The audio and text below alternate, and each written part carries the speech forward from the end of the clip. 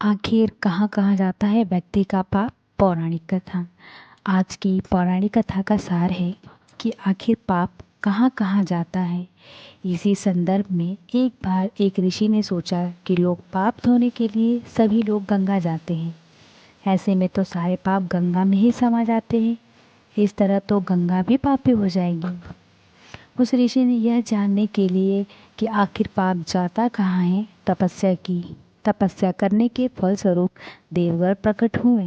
तब ऋषि ने उनसे पूछा कि गंगा में जो पाप धोया जाता है वह कहाँ जाता है। तब भगवान ने कहा कि चलो गंगा जी से ही पूछते हैं इस बारे में। ऋषि और भगवान दोनों ने ही गंगा जी से पूछा कि हे गंगे, सब लोग तुम्हारे यहाँ पाप धोते हैं, तो इसका मतलब क्या आप भी पापी हुई। तब गंगा ने कहा कि मैं कैसे पापी हो गई, मैं तो सभी पापों को लेकर समुद्र को अर्पित कर देती हूँ। इसके बाद ऋषि और भगवान गंगा जी के पास गए और उनसे पूछा, हे सागर, गंगा सभी पाप आपको अर्पित कर देती है, तो क्या उसका पाप कहाँ जाता है। तब गंगा ने कहा, वो कैसे पापी हुए, वो सभी के सभी के भाग लेने से बादल बना देते हैं।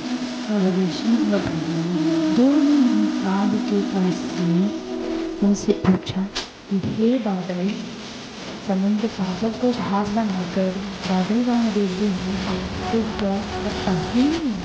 बादलों ने कहा, मैं कैसे पापी हूँ, मैं तो सभी पाप को वापस धूल बना देता हूँ और धरती पे गिरा देता हूँ। इससे भी अन्न पड़ता है, इससे भी मानव होते हैं।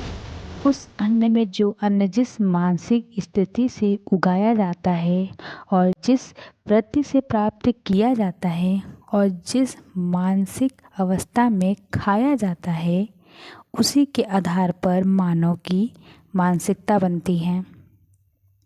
यही कारण है कि कहा जाता है कि जैसा खाए अन्न वैसा बनता मन।